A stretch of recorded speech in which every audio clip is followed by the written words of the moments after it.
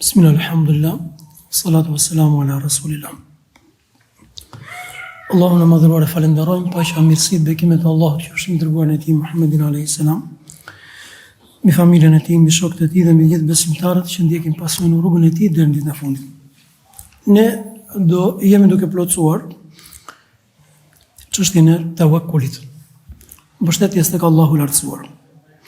Dhe thamë që jemi duke shkëputur disa vepra të cilat janë madhështore, dhe nëpërmjet këtyre veprave ne inshallah Zoti arrim dashurinë e Allahut të madhëruar. Pra janë njerëz të cilët Zoti i gjithësisë i do. Dhe dashuria e Allahut për ta njerëz nuk është arritur dhe nuk ka qenë shkaku diçka tjetër përveç veprave të tyre, cilësive, virtyteve të larta që ata kanë. Dhe prej këtyre cilësive dhe prej këtyre virtyteve është at-tawakkul, i mbështetesh Allahut të lartësuar. Dhe për të mos u zgjatur në ato gjëra të cilat ne i tham diçka në mësimin e kaluar, tawakkul do të thotë, pra për sa i përket përkufizimit, do të thotë mbështetja e sinqertë e zemrës tek Allahu për të kërkuar të mirat, për të evituar sikletet, vështirësitë, problematikat, në çështjet e dunjas apo të ahiretit qofshin ato, me bindjen absolute se vetëm Allahu i lartësuar i jep, ndalon, privon, sjell dobi, vetëm Zoti i gjithësisë. Pra, zemra lidhet me Allahun e lartësuar, jo me krijesat. Ky është tawakkuli. Zemra lidhet me Allahun e lartësuar dhe jo me krijesat. Dhe ne thamë që kjo cilësi apo ky virtyt i lartë nuk është diçka që i lipset, i nevojitet besimtarit në fragmentet caktuara në jetën e tij. Pra nuk është se na duhet nuk është se na nevojitet mbështetja tek Zoti i gjithësisë vetëm kur jemi në vështirësi për shembull, ose vetëm kur jemi në një situatë apo në një moment të vështirë. Kurse pjesën tjetër të jetës s'ka problem se e zgjidhim vetë.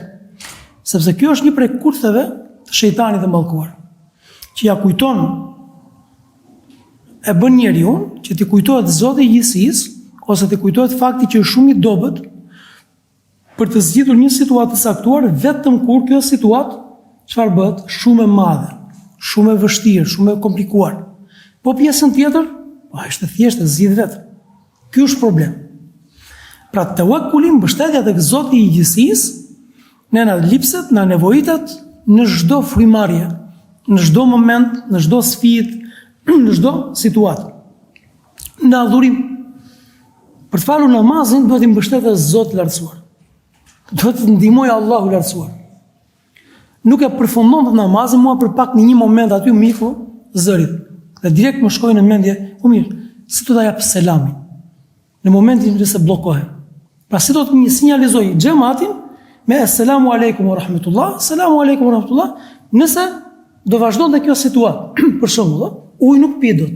Edhe sikur të kisha ujë, s'kisha ujë aty, po edhe nëse do të kisha, s'pi dot ujë, pse se prishet namazi. Mirë, atëherë si do të dalë nga kjo situatë? Pa imagjino, për ta filluar namazin duhet të mbështetesh Zotit. Për ta përfunduar, derisa ta përfundosh atë, përsëri duhet ndihma e Allahut të lartësuar. Prandaj jo pa qëllim, ne themi iyyake na'budu wa iyyake nasta'in. Vetëm ty të adhurojmë dhe vetëm prej teje ndihmë kërkojmë. Pra dua ndihmën tënde o Zot të çoj në vend adhurimet. Këto adhurime të cilat çfarë duken? Duken shumë të natyrshme, shumë të thjeshta për të realizuar dhe për të përfunduar. Kushta që janë kaq të thjeshta? Po të ishin kaq të thjeshta dhe kaq të lehta, do t'i kryente kushdo. Por duhet ndihma e Zotit lartësuar. Prandaj çfarë i thot pejgamberi Alisa Muadhit, atë duan që kemi trajtuar dhe herë tjetër. I thotë o Muadh, unë të dua. Prandaj mos lër pa përmendur në fund të çdo namazi apo pas çdo namazi, Allahume a'ini ala dhikrik wa shukrik wa husni ibadetik. O Muadh, unë të dua. Prandaj mos lër pa përmendur pas çdo namazi, këtu pasaj dietarët kanë komente thonë, më e mira është në fund të çdo namazi, përpara se të japësh selamin. Nëse nuk e thua në atë moment, thuaje pas namazit. O Allah, a'ini ala dhikrik, më ndihmo të të përkujtoj, më ndihmo të të falenderoj dhe më ndihmo të të adhuroj në mënyrën më të mirë. Atë bie që ne duhet të mbështetemi fort Zotit i gjithësisë me këtë bindje, nëpërmjet këtij përkufizimi që vetëm Allahu atij është burimi, ai jep urdhrin. Përse për të zbritur të mirat, për të realizuar sukseset dhe për të evituar problemet dhe për të çliruar njeriu nga gjendjet e vështira që mund të jenë vetëm tek Allahu i lartësuar. Dhe kur themi vetëm tek Allahu, këtu kemi përjashtuar të gjitha format e tjera të mbështetjes, apo të gjitha destinacionet apo stacionet e tjera të mbështetjes tek dikush tjetër përveç Allahut të lartësuar. Pra, në adhurim, në davet, asnjëherë mos i shkojë në mendje dikujt se është udhëzuar dikush, pra prej ti, në kuptimin e shikon këtë, po, unë e udhëzova këtë, elhamdulillah. Jo, dakor, ti bëre sebebin, mirë po, në davet, në udhëzim, në efekt që përcjell për shumë fjalat në gjitha ku mbështetemi Zotit i gjithësisë dhe gjitha është mirësi prej Allahut të lartësuar. Në kërkimin e furnizimit. Në kërkimin e furnizimit, sidomos atëherë kur nga një biznes të janë bërë 2, nga 2 të janë bërë 3, nga një port mirësie dhe bereqeti që kishte tani të janë shtuar. Nga një moment që njeriu çfarë bën? Mbështetet tek aftësitë e tij dhe tek mundësitë e tij, vetëm tek Allahu i lartësuar. E njëjta gjë në gjykim, në vendimarrje. Prandaj çfarë thamë ne, është namazi istikharës, në vendimarrje, në udhëtim, në hijret, në shpërngulje, nëse njeriu do të marrë një vendim për të larguar nga një vend në vendin tjetër dhe kështu me radhë. Në çdo punë që njeriu vendos, në çdo hap të jetës së tij, i mbështetet fort Allahut të lartësuar. Dhe nuk ka gjendje më të mirë për njeriu se sa në momenti kur ndihet i dobët dhe nevojtar për Zotin e gjithësisë.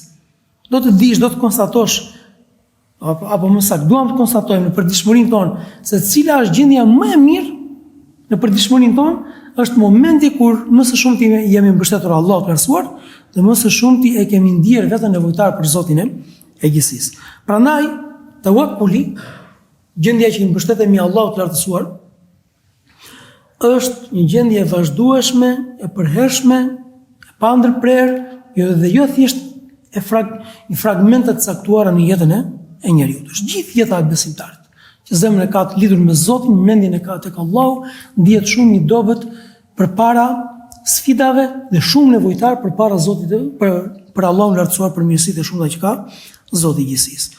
Mirë. Tani, çfarë thamë një gjë tjetër në mësimin e kaluar? Kush më thot? Tawakkuli, mbështetja tek Zoti i gjithësisë është fryt i 4 gjërave, më së shumti. E para, i njohjes të mirë të Allahut të lartësuar, i dijes. E dyta, i yakinit, sigurisë, bindjes që ka njeriu tek Allahu i lartësuar. E treta, mendimit të mirë që ka tek Zoti i gjithësisë. Dhe katërta, kaderit, saktimit. Është fryti kaderit, saktimit që ti dorëzon çështjet kaderit të Zotit. Pra, ka caktuar Allahu i lartësuar. Kush i ka të rrënjosura, të theksuara këto të katërta dhe mbështetjen tek Allahu i lartësuar do ta ketë në nivelet më të larta. Kush ka njohuri të kufizuar të Zotit i gjithësisë, automatikisht do të ketë dhe mendim deri diku për Allahun. Automatikisht do të ketë dhe bindje dhe siguri të kufizuar të Zotit i gjithësisë. Dhe detyrimisht kjo do të edhe besimi në kader tek caktimi i Allahut të lartësuar nuk ka për të qenë absolut. S'ka për të qenë në kuptimin e plot siç duhet dhe siç nevojitet. Dhe pika tretë, shumë e rëndësishme, edhe me që do të marrim sot inshallah Zotit, është çfarë përfitojmë nëse zemra e kemi të lidhur me Zotin e gjithësisë.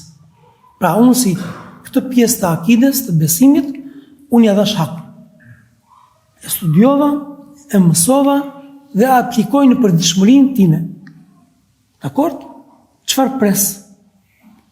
Cilat janë frytet e mbështetjes tek Allahu i lartësuar? Janë të shumta. E para, dhe një nga më kryesorët, është premtimi i Allahut të lartësuar që do t'i vijë furnizimi nga nuk e pret. Do t'i vijë furnizimi nga nuk e pret. Madje në mënyrë të çuditshme. madje në mënyrë të çuditshme. Këtë e vërteton hadithi I mirënjohur që pejgamberi sa çfarë thotë? Nëse ju do të mbështeteshit Allahut të lartësuar, haqqa tawakkulihi, ama kushti I cili është haqqa tawakkulihi, siç meriton Allahu I lartësuar që ti të mbështetesh.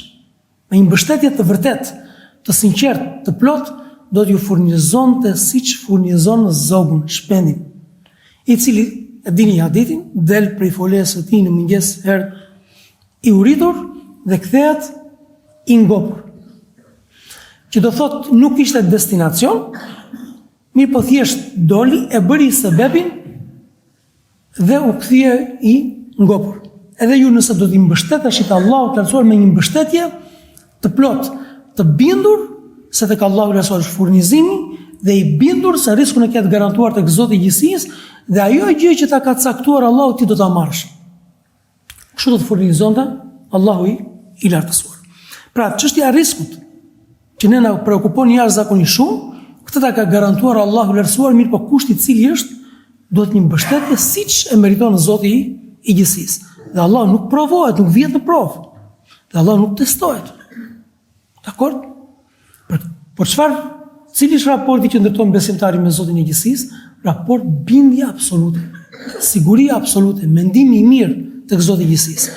Kush del prej shtëpisë së tij në kërkim të riskut, me mendimin e mirë tek Zoti, me bindjen absolute se Allah do ta furnizojë dhe ai është Ar-Razzaq, furnizuesi, risku do t'i vijë, do ta furnizojë Allah siç furnizon shpendin dhe po të marrësh dhe të analizosh këtë hadith do të nxjerrësh me 10 përfitime. Me 10 përfitime. Tjetër gjë, prej fryteve që ne nxjerrim në momentin që I mbështetemi siç duhet korrekt Allahut të lartësuar, është qetësia shpirtërore.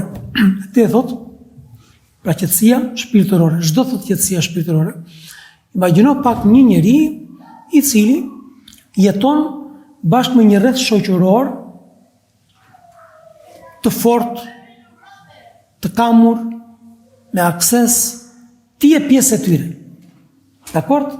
Pra nuk je I vetëm, ke dikë në krah.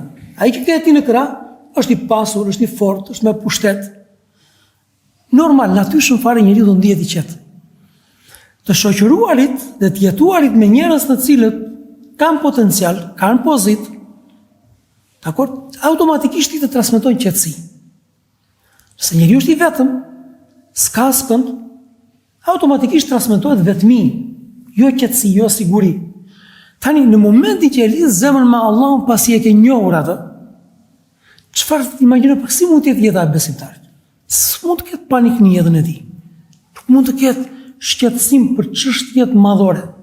Por do të ketë qetësi, do të ketë siguri, do të ketë guxim, do të ketë trimëri, do të jetoj jashtëzakonisht I qetë. Prandaj çfarë ka thënë pejgamberi alayhis salam? Dërguari Allahut të lartësuar ka thënë dhe dije se sikur të gjithë njerëzit tubohen për dëmtuar në diçka, nuk tubojnë nëse nuk jep leje Allahu. Nuk dëmtojnë nëse nuk jep leje Allahu të lartësuar. Nëse të gjithë tubohen për të ndihmuar në diçka, nuk të ndihmojnë dot nëse nuk jep leje Allahu të lartësuar. Pra imagjinoni pak, ne jetojmë për dëshpërinë tonë me bindjen absolute që jo kam në të djathtë dhe në të majtë dikë prej njerëzve me pushtet, por atë I cili ka në duart e tij çelësat e furnizimit, suksesit dhe detyrimisht besimtari çfarë dihet, I qetë dhe I sigurt. Prandaj Allahu I lartësuar çfarë thot? Wa man yatawakkal 'ala Allah fa huwa hasbuh. Kush I mbështetet Allahut të lartësuar, Allahu do t'i mjaftojë atij. Qetësi, siguri. S'ka panik në jetën e besimtarit. Risku I sigurt, Allahu është me mua, la tahzan inna Allah ma'ana, mos u mërzit, Allahun e kemi. Allahu është me ne. U thot pejgamberi alayhis salam kur ishin në shpellë, kur ishte bashkë me Abu Bekrin dhe kur ishin armiq tek dera, zvoglohet autoriteti dhe pushteti I kujt, I armikut, I dashakeqit dhe kështu me radhë.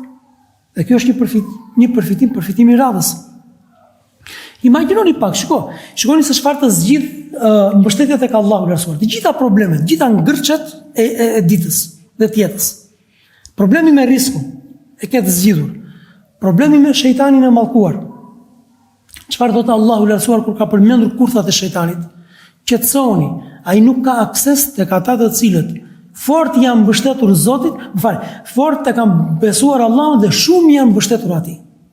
Pra kur është prezantuar shejtani i mallkuar, kurthet e tij, armiqësia e tij, aftësia e tij për të depërtuar në jetën e njeriu, Allahu i lartësuar qetëson dhe thotë, ai nuk ka akses tek besimtarët dhe tek ata që shumë i mbështeten Zotit të lartësuar. Pa çështja e riskut e zgjidhur. Çështja e shejtanit të mallkuar e zgjidhur, nuk ka akses tek besimtari i cili mbështetet Allahut të lartësuar. Çështja e armikut, qetësohu, mos ki frikë, s'ka panik. Pse? Sepse sikur që të gjithë të bëhen për dëmtuar diçka, të bëjnë nëse nuk e pleje Allahu i lartësuar. La tahzan. Armik të dera. Armik të hyrja e shpellës. Sa që Ebu Bekri radhiyallahu anhu i thot, o dërguari i Allahut, nëse njërit prej tyre i shkon mendja dhe ul pak kokën, nëna mbaroj çështja, na shofi. La tahzan inna Allaha ma'ana. Mos u mërzit se Allah është me ne. Qetësi. Qetëson nga armiku. Tani lexuam nga surja Ali Imran. Ata të cilët kur njerëzit u tubuan dhe i than, pra kur than njerëzit kini frikë, merrni masat, apo jo, reagoni, citoni, mbathjani. Pse? Sepse njerëzit janë tubuar për t'ju shfarosur.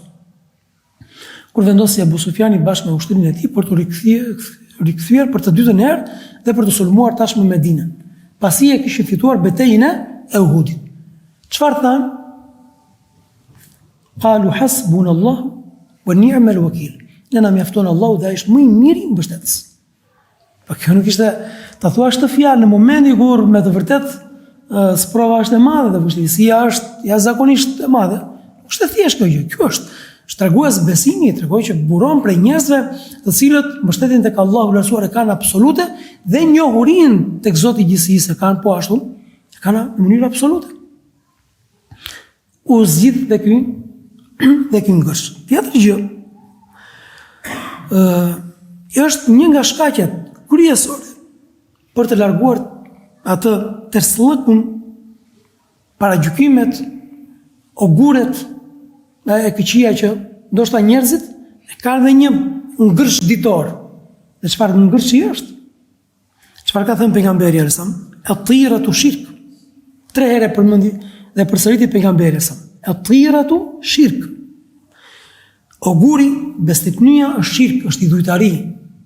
Pa të ndikohesh nga shenjat, nga bestitnia, nga ato që njerëzit i quajnë oguri keq. Pra, tek sa të shumta janë në përditshmërinë tonë. Dhe këtë përmendi pejgamberi sa 3 herë. Dhe shikoni pjesa e frikshme. Dhe nuk ka asnjë prej nesh që ti mos i vijë diçka e tillë në mendje. Por Allahu e largon atë me anë të mbështetjes të tawakkulit, me anë të mbështetjes tek ai. Oguri, bestitniet, shenjat janë shirk. Pa, kjo është fat, kjo është tërslëk, kjo ditë është e tillë, kjo shenjë është e tillë, ose lidhni zemrën me këto. Mos u ndikoni nga këto, thot pejgamberi sa. Sepse ndikimi nga këto është shirk, është idhujtari. Përmendi 3 herë. Pastaj çfarë thot? Dhe nuk ka ndonjë prej nesh veçse ndikohet nga këto shenja. Mirë po e largon Allahu i lartësuar me tawakkul, duke i mbështetur Zotit gjithësisë. Thjesht se kemi dëgjuar për shembull që pjesa e bestitnive të njerëzve tek njerëzit është macja azes, të presi rrugën macja azes. Del prej shtëpisë, e nisur një udhtim dhe pret rrugën macja azes. Ne besojmë diçka të tillë që është tërslëk? E besojmë? Jo. Mirë po njerëzit me besim të dobët, a është musliman, ndoshta dhe falet, me besim të dobët, me njohuri të kufizuar, thjesht se e ka dëgjuar shumë herë të prej njerëzve, çfarë thot? Unë nuk e besoj, thot, mirë po kthehem sot dhe vazhdoj rrugën nesër. Jo, këto nuk janë gjëra, thot, janë gjëra koti. Mirë po përsëri i respekton. Ose përsëri u druhet, i eviton. Dakor? Mirë. Dikush nuk është në këtë nivel, nuk është në këtë grad. Jo, fare nuk ndikohet. Në kuptimin që fare nuk reagon. Nuk po çfarë bën? Diçka i qarkullon në zemër. Dhe kjo është ajo që tha pejgamberi sa. Nuk ka ndonjë prej nesh, veçse në një formë apo në formën tjetër diçka i mbetet, diçka ndikohet. Cila është zgjidhja? E largon Allahu me tawakkul, duke i mbështetur fort atij dhe duke mos u dhënë rëndësi pikërisht këtyre besnikëve apo shenjave. Pra ky hadith çfarë tregon? Se besimi në ogure apo në shenjat të këqija është formë shirku. Po nëse njeriu ndjen diçka në një moment të caktuar, cila zgjidhja? I kam besuar Allahut, i mbështetem Zotit dhe e largon nga mendja këtë gjë. Dhe e fundit që do përmendi për sot, dhe është ajo më kryesorja dhe më madhështoria, prej fryteve të mbështetjes tek Allahu i lartësuar është se Allahu ti ke përfituar dashurinë e Allahut. Ke arritur atë që është më madhështoria. Dashuria e Allahut të lartësuar. Prandaj Allahu i madhruar çfarë thot? Allahu i do ata që fort i mbështeten atij. Fort e kanë zemrën të lidhur me Zotin e gjithësisë.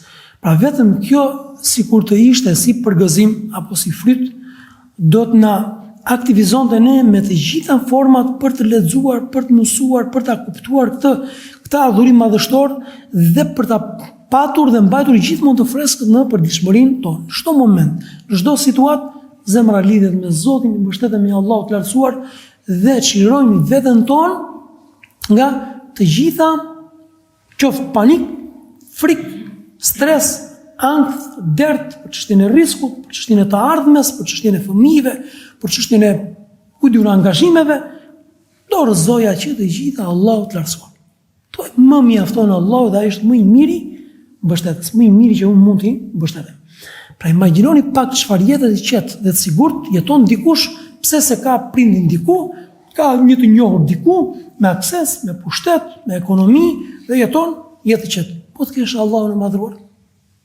Prandaj koka ulur nuk i takon besimtarit absolutisht në asnjë moment. Dhe kemi lënë dhe diçka që do ta trajtojmë inshallah Zotit pas nesër.